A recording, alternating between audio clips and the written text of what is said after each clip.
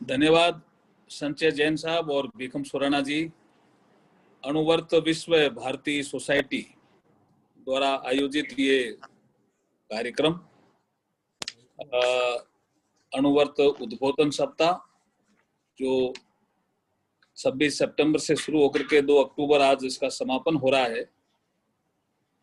और इस कार्यक्रम में हमारे राजस्थान पत्रिका के प्रधान संपादक श्री गुलाब जी कोठारी साहब और हमारे जसवीर सिंह जी, डॉक्टर कुमार पाल देसाई जी, सवाई सिंह जी और डॉक्टर सोनलाल जी गांधी साहब को मैं भी सुन ही रहा था।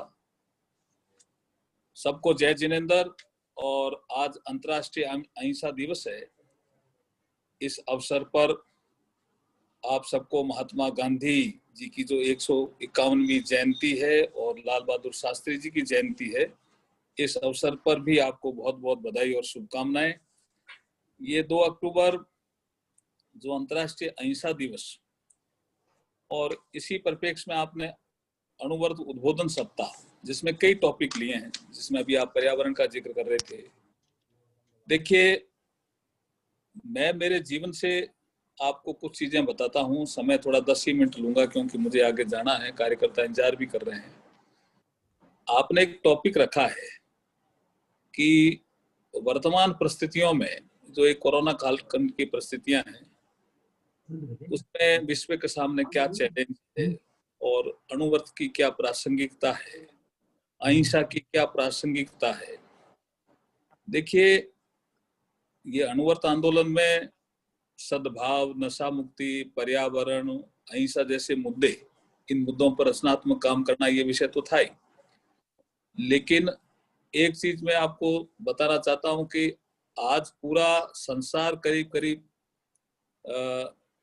मास्क लगाने के कारण एक जैन समाज की जो एक पद्धति थी कि मुंह ढक करके चलो, तो वैसे ही इसका विस्तार बहुत हुआ है आपके कि मुंह ढक करके चलो क्योंकि वायरस अंदर नहीं घुसे। तो ये कब जैन समाज ने दर्शन दिया था मानव जाति को, और खाली उसकी उपयोगिता ऐसा लगता था कि जो जैन साधु हैं उनके लिए ही है। इस अणुवर्त कालखंड में ऐसा महसूस हुआ कि ये उपयोगिता पूरे मानव जाति के लिए है। इसलिए ये बहुत महत्वपूर्ण कालखंड है अपने आप को इंट्रोस्पेक्शन करने के लिए, समझने के लिए। और जैसे आपने अहिंसा की बात कही, मैं खुद भी कोरोना से पीड़ित होकर के ठीक होकर के बीकानेर आया हूं। मैंने क्वारंटाइन के पीरियड में देखा दिल्ली में कि पक्षी पहले कम दिखते थे, आजकल पक्षी बहुत दिखने लग गए। आप रात को देखेंगे दिल्ली में तो कल पूर्णिमा थी, चंद्रमा इतना साफ सुथरा पहली बार मुझे दिल्ली में देखने को मिला। और चंद्रमा के आसपास जो तारे हैं उनको भी आप पहचानो। तो ये जो कालखंड है ये नेचर के नजदीक ले जाने वाला कालखंड सिद्ध हो रहा है। और इस पूरे कालखंड में मनुष्य को ये समझाने का प्रयास किया है कि you are not only the superpower in the world और इन द यूनिवर्स, और भी कुछ लोग हैं जो ताकत रखते हैं। ये कोरोना वायरस, इसने मनुष्य जाति को जो एक दंभ भरता था मनुष्य जाति के कुछ लोग घमंड के कारण, कुछ लोग ज्ञान के कारण कि हम सब कुछ कर सकते हैं, उनमें उन्होंने कहा कि मनुष्य का ज्ञान सीमित है, मनुष्य की ताकत भी सीमित है, मनुष्य का रिसर्च भी सीमित है। और अगर कोई मन, वचन, कर्म, बुद्धि और इनसे सबसे परे कोई चीज है उस पर भी सोचना चाहिए। लेकिन मनुष्य भूल गया था कि कोरोना कालखंड में उसने सोचने पे मजबूर किया और मनुष्य ने सोचना शुरू भी किया है। और इस कारण से भी मैं ये समझता हूं कि ये कालखंड लेकिन ये अवसर में बदला जा सकता है। मानव सभ्यता पे संकट कई बार आए। 100 साल पहले भी स्पेनिश वायरस के नाम से वायरस आया, और ऐसा है नहीं कि वायरस से हमारा शरीर लड़ नहीं सकता, लड़ता है। लेकिन ये नया वायरस है। प्लेग को इसने देखा, मलेरिया को हमारे मानव जाति के जो शरीर उसने देखा, डेंगू को देखा, चिकनगुनिया को देखा, इससे लड़ने का अभ्यस्त था शरीर। लेकिन कोरोना वायरस नया वायरस होने के कारण जो शरीर की प्रतिरोधक क्षमता है वो लड़ने में थोड़ा टाइम लगाती है, तब तक वो झुंड में पहुंचता है कोरोना वायरस, तो ये इफेक्ट करता है लंग्स तक और नीचे तक भी जाता है। और कई ऐसे घातक, क्योंकि हमारा संसद का सत्र अभी समाप्त हुआ था, हमारे 4 साथी इसी पीरियड में गए, 3 सांसद और एक हमारा रेल राज्य मंत्री जिसका आपने जिक्र किया कि अणुवर्त एक्सप्रेस हमने चलाई, उनमें सबका इनका योगदान था। मैं उनको इस अवसर पर श्रद्धांजलि भी देता हूं। लेकिन मैं फिर कह रहा हूं कि मनुष्य नेचर के नजदीक इस कालखंड में गया है और आचार्य तुलसी का भी यही उपदेश था कि नेचर के साथ जियो। ये छोटे छोटे व्रत रखोगे तो आपका जीवन सफल होगा। अभी हमारे मुख्यमंत्री गुजरात के कह रहे थे कि छोटे छोटे व्रत रखना। ये छोटे छोटे व्रत जीवन में कितने उपयोगी हैं, राजनीति करने वाले लोगों के लिए भी उपयोगी है, सामाजिक शास्त्र जीने वालों के लिए भी उपयोगी है, और कोई मीडिया में कोई साथी है तो उसके लिए भी उपयोगी है, और किसी काम क्षेत्र में काम करता है उसके लिए भी उपयोगी है। छोटे छोटे व्रत, छोटे छोटे व्रत में जैसे मैं गाली नहीं दूंगा, ये छोटा व्रत है, लेकिन अब गाली नहीं दूंगा ये व्रत तो ले लिया, लेकिन ये रुकेगा कब? जैसे अब सोनलाल जी गांधी बोल रहे थे कि युद्ध प्रारंभ कहां से होता है? मनुष्य की वृत्तियों से प्रारंभ होता है, और मनुष्य की वृत्तियां जो संचालित होती है वो इंद्रियों से होती है।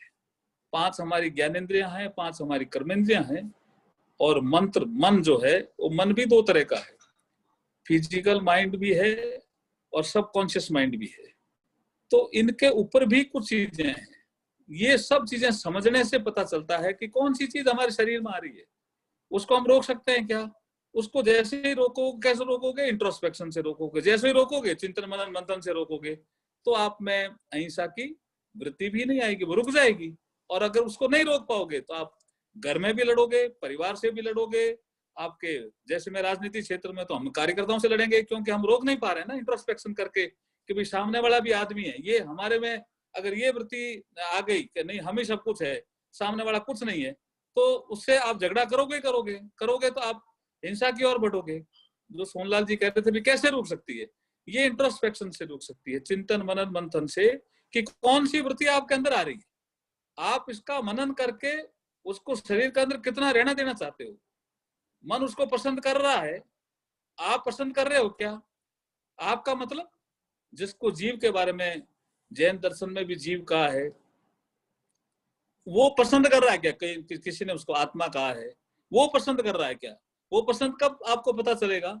जब आप चिंतन मनन मंथन की प्रक्रिया से शरीर मन बुद्धि के माध्यम से आत्मा के नजदीक पहुंचोगे।